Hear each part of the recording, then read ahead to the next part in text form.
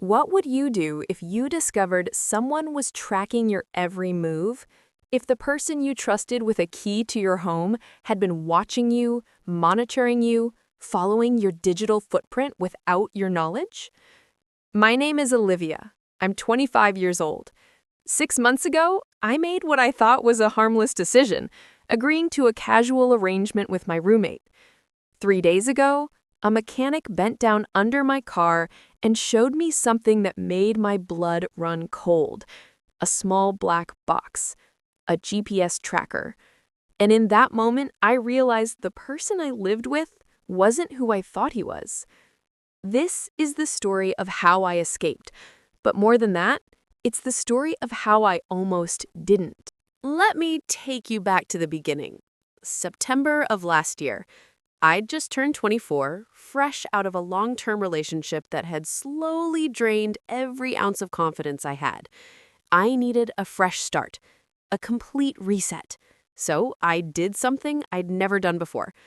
I moved to a town where I knew exactly one person, Millbrook, Montana. Population 3,200. The kind of place where everyone knows everyone, where the main street has more antique shops than coffee shops, where the landscape is beautiful, but the social scene is limited. My friend Jessica had moved there a year earlier for work. She'd gotten a job at the county planning office, and when I told her I was looking for a change, she offered to let me crash with her while I found my feet. "It's quiet here, Liv," she warned me over the phone. Like, really quiet, but maybe that's what you need right now. She was right. After years of city life, toxic relationships, and constantly feeling like I was running on empty, quiet sounded perfect. I arrived in September with everything I owned packed into my Honda Civic.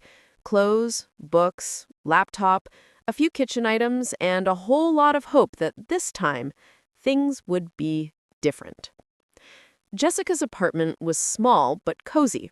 For the first few weeks, I decompressed. I applied for remote work positions, explored the town, went on long drives through the mountains.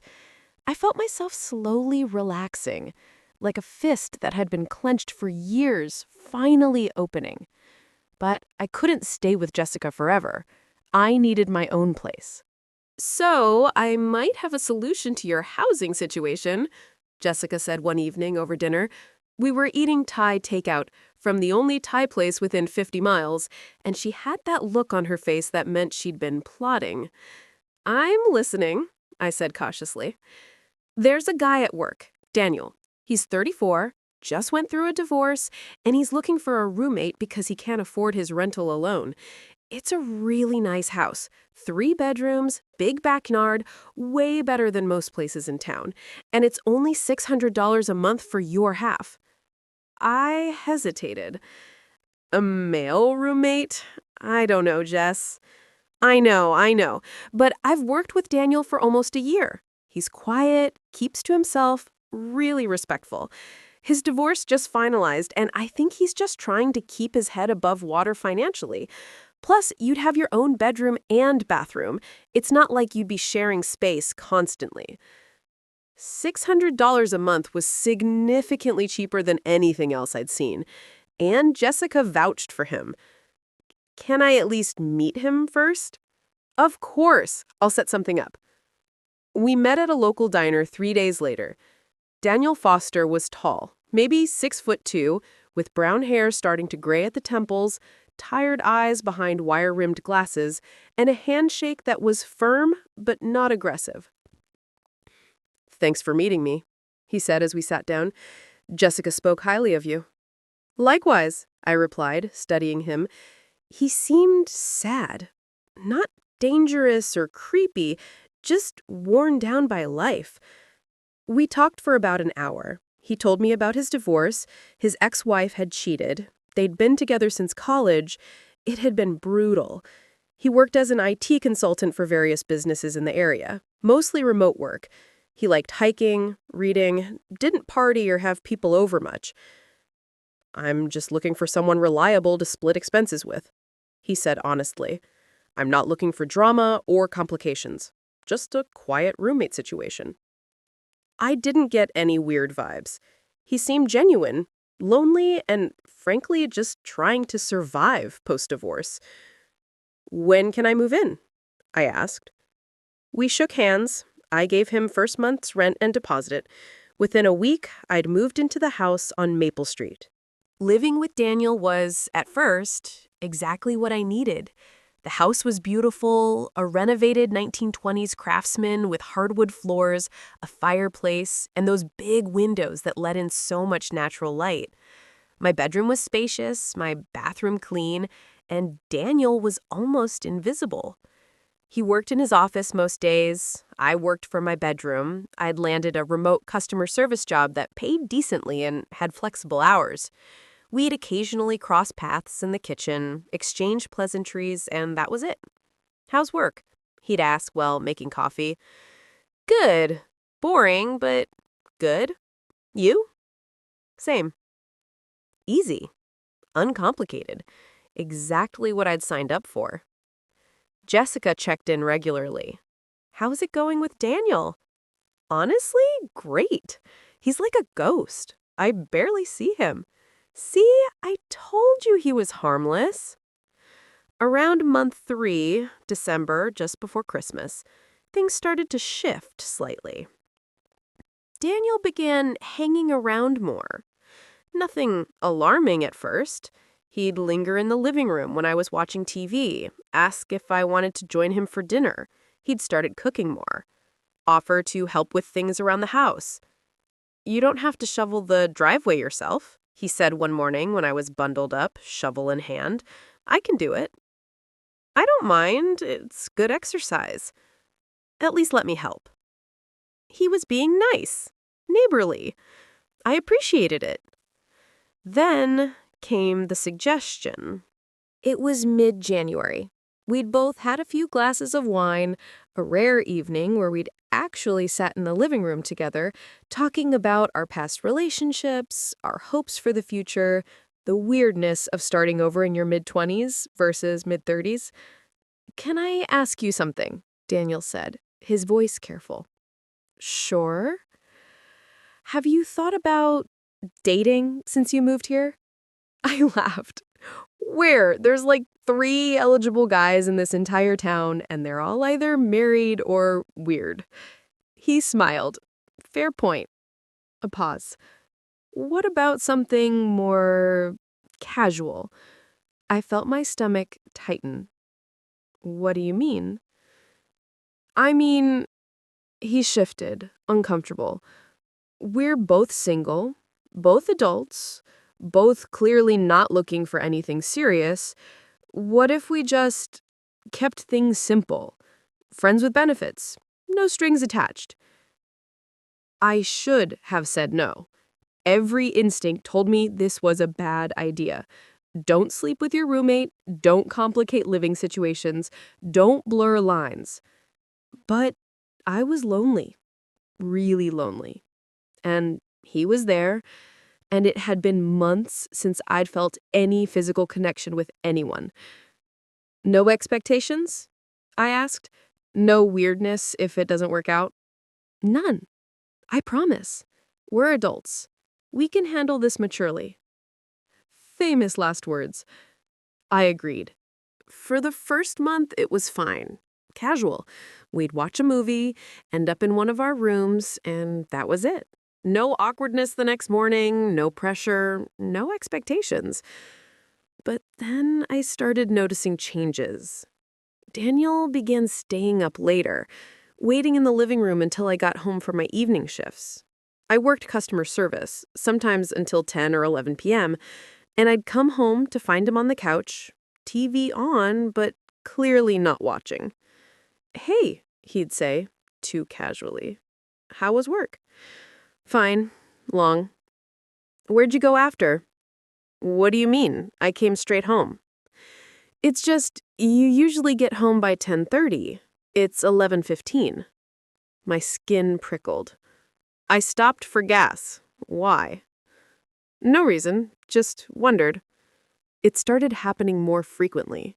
Questions about where I'd been, who I'd talked to, why I was dressed up. I wasn't. I'd just worn a nicer shirt. Why my phone was face down on the counter.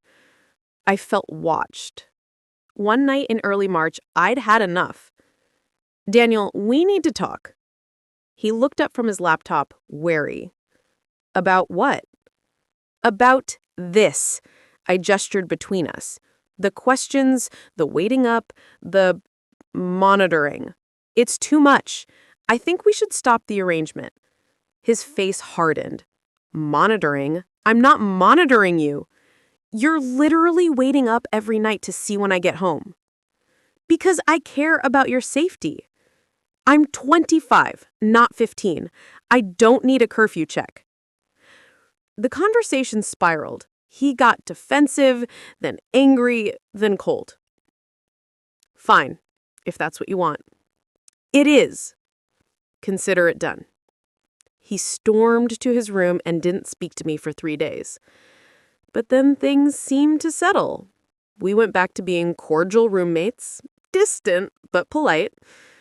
I started to relax, thinking the worst was over. I had no idea it was just beginning. 3 weeks ago, late March, I decided to get new tires for my car. Winter had been brutal on them, and I'd noticed they were wearing unevenly. Plus, with everything going on in the world, I wanted to support local businesses while I could. There's a mechanic shop in town called Eddie's Auto.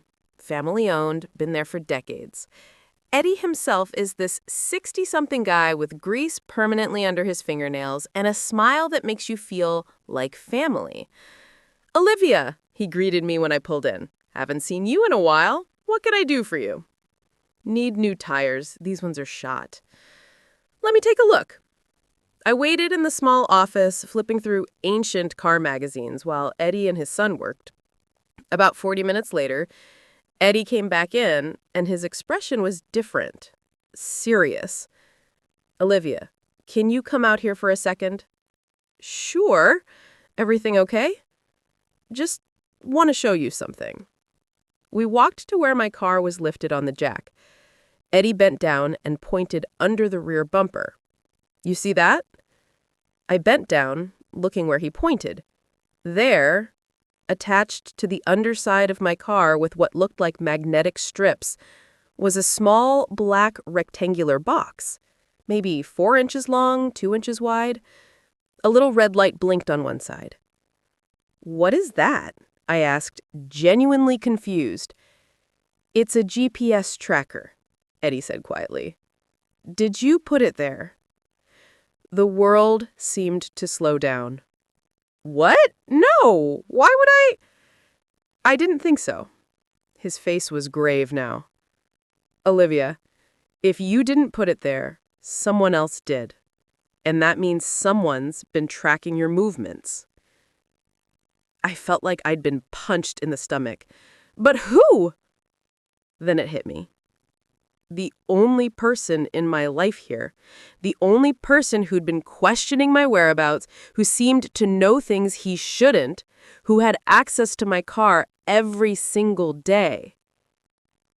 Daniel. "Do you know who might have done this?" Eddie asked gently. My voice came out as a whisper. I think my roommate." Eddie's expression darkened. "Listen to me carefully. Do not let him know you found this. Not yet. First, you need to go to the police, let them remove it, document it, start a paper trail. Then, you need to figure out how to get out of that house safely. Do you understand?" I nodded, numb. "Can you call someone? Family? Friends?" My voice broke. "I don't have anyone here. My friend moved away last month. My family's 12 hours away. I have nowhere to go." Eddie put a hand on my shoulder. "You stay safe tonight. Lock your bedroom door.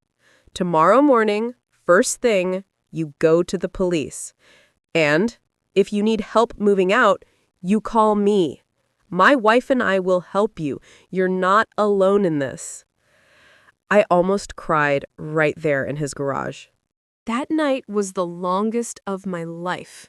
I drove home, hyper aware of the GPS still attached to my car, imagining Daniel at home watching my movements on some app. I pulled into the driveway. Daniel's car was there. He was home. "Hey," he called from the living room as I came in. "How were the tires?" I forced myself to sound normal. "Good, all set." "Cool, I made pasta if you're hungry." "Thanks, but I ate already. Long day. I'm just gonna shower and go to bed." "Okay, sleep well." I went to my room, locked the door, and sat on my bed, shaking. I needed a plan. I couldn't stay here, but my lease didn't end until May, another 6 weeks. Could I break it? Where would I go? Then it hit me. I could go home, back to my hometown in Idaho. My parents still lived there. My sister was there. My actual friends were there. I'd left to escape my ex, but that relationship was long over. There was nothing keeping me from going back except pride. And pride wasn't worth my safety. I started planning. I'd pack quietly over the next day. Daniel worked during the day. He had some on-site IT job tomorrow that would keep him gone until evening. I worked from home, so I'd have the house to myself. I could fit everything essential in my car. The furniture that was mine, just a bed frame and a desk, I'd leave. My lease ended in May anyway. I'd just be leaving early. I'd lose my deposit, but I didn't care. I'd go to the police in the morning, have them remove the GPS and document it. Then I'd pack and drive, 12 hours straight back to Idaho. I just had to survive one more night. I barely slept. Every sound made me jump. I kept my phone close, Eddie's number ready to dial. Morning finally came. At 6:47 a.m., I heard Daniel's car start and drive away. I waited 5 minutes to be sure he was gone, then sprang into action. First, the police station. I drove there, the GPS still attached to my car, feeling violated with every mile. The officer on duty, a woman in her 40s named Officer Martinez, listened to my story with increasing concern. "And you think it was your roommate?" "I don't know anyone else here. I barely talk to people at work. He's the only one with access to my car, the only one who's been questioning where I go." "Okay, let's get that tracker removed first, and we'll document everything." They photographed the GPS, cataloged it as evidence, and carefully removed it. Officer Martinez examined it. "It's a cheap model. You can get these on Amazon for like $30. They're not sophisticated, but they work. This one uploads location data to an app in real time." My stomach turned. He'd been watching me. Every trip to the grocery store, every drive to work, every time I'd gone anywhere. "Can you track who it's registered to?" I asked. "We can try, but these cheap ones are often bought with prepaid cards and burner emails. It's hard to trace. But we have it now, and we have your statement. If anything escalates, you have a paper trail." "I'm leaving today, driving home to Idaho. I'm not coming back." Officer Martinez nodded approvingly. "Smart. Do you have everything you need from the house?" "Not yet, but he's at work. I'm going to pack and leave before he gets home." "Do you want an officer to accompany you?" I almost said yes, but the small town part of me worried about making a scene. "I think I'll be okay. He doesn't know I found it. As far as he knows, everything's normal." "Call us immediately if anything feels wrong. And Olivia, trust your instincts. They're telling you to leave for a reason." I drove back to the house on Maple Street, the place I'd thought would be my fresh start, and locked the door behind me. Then I got in my car and drove. I'd been driving for about 2 hours when my phone rang. Daniel. I didn't want to answer, but something told me I should. With the distance between us, he couldn't physically reach me, and maybe I'd get the truth. I pulled over at a rest stop and answered. Olivia, where are you? His voice was tight, controlled. I'm gone, Daniel. I'm not coming back. What are you talking about? Did you really leave a note saying you found a GPS? What GPS? The one you put under my car. Silence. Then, I don't know what Don't lie to me. There's no one else who would do it. The police have it now. It's evidence. His tone changed. Panic crept in. You went to the police? Olivia, Jesus Christ, do you know what you've done? What I've done? You tracked me. I was concerned for your safety. He was shouting now. You'd go out alone at night to God knows where with people I don't know? I'm 25. I don't need your permission. I cared about you. I was just making sure you were okay. By secretly monitoring my every move, that's not care, Daniel. That's control. You don't understand. Then explain it to me. Explain why you thought you had the right to track me. Another pause. Then his voice dropped, cold and accusatory. I knew you were seeing someone. What? When we were together, I knew you were hooking up with someone else. I saw how you'd come home late, how you'd be on your phone smiling. You were cheating. I was stunned. Daniel, I wasn't seeing anyone. I literally don't know anyone in that town. You're lying. I'm not. The only person I was even talking to regularly was Jessica, and she moved away. I don't believe you. And in that moment, I realized it didn't matter what I said. He'd created a narrative in his head, one where I was the villain, where his stalking was justified, where he was the victim. Daniel, listen to me very carefully. Do not contact me again. Do not try to find me. If you do, I will get a restraining order. Do you understand? You can't just... I hung up, blocked his number. Then I sat in my car at that rest stop and cried, from relief, from exhaustion, from the sheer weight of what could have happened if I hadn't found that GPS. I drove for 10 more hours. My parents' house appeared around midnight. Porch light on, exactly as I'd told my mom it would be when I called her from the road. She met me up the door in her bathrobe, and I collapsed into her arms. I've got you, baby, she whispered. You're safe now. And for the first time in months, I actually felt safe. Over the next few days, I told my parents everything. They were horrified, supportive, and insisted I stay as long as I needed. My old bedroom was exactly as I'd left it. Jessica called me when she heard what happened. Oh my God, Liv, I am so sorry. I had no idea he was like that. You couldn't have known, I told her. He hid it well. Still, I feel responsible. You're not. He made his choices. I filed a formal police report in my hometown just to have additional documentation. I contacted my landlord in Millbrook and explained the situation. He was surprisingly understanding and let me out of my lease without penalty, keeping only my deposit for the abandoned furniture. Daniel tried to contact me once more through Facebook since I'd blocked his number. The message was long, rambling, switching between apologies and accusations.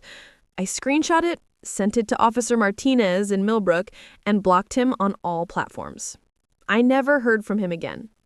It's been 3 months since I left Millbrook. I'm still living with my parents, working remotely, rebuilding my life in a place where I actually have community. I've started therapy. Turns out being tracked by someone you trusted leaves scars that aren't immediately visible. I have nightmares sometimes. Dreams where I'm driving and realize someone's following me. Where I'm trapped in that house on Maple Street and can't find the door. But I'm healing. Slowly. People have asked me since, why did you agree to the arrangement with Daniel? Didn't you see red flags? And here's what I've learned. Red flags aren't always obvious in the moment. Sometimes they look like concern, like care, like someone who's just a little lonely, reaching out for connection. Daniel didn't start out as a stalker. Or maybe he did. and he was just good at hiding it. Either way, I made decisions based on the information I had at the time, and I don't blame myself for that anymore. What I do know is this: I trusted my instincts when it mattered most. When Eddie showed me that GPS and my gut screamed, danger, I listened. When Officer Martinez told me to leave, I left. When every fiber of my being said, run, I ran. And that saved me.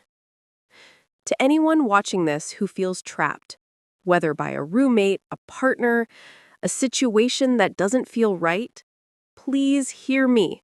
You don't need permission to leave. You don't need to have everything figured out. You just need to listen to that voice inside you that says, this isn't safe. Your safety is worth more than your lease, your furniture, your pride, or your fear of starting over. I thought moving to Millbrook would be my fresh start. Turns out, my real fresh start was the courage to leave when I realized I'd made a mistake. I'm Olivia. I'm 25 years old. I escaped a situation that could have become so much worse. And if you're in a situation like I was, please know you can escape too. There's always a way out. Sometimes you just have to be brave enough to take it.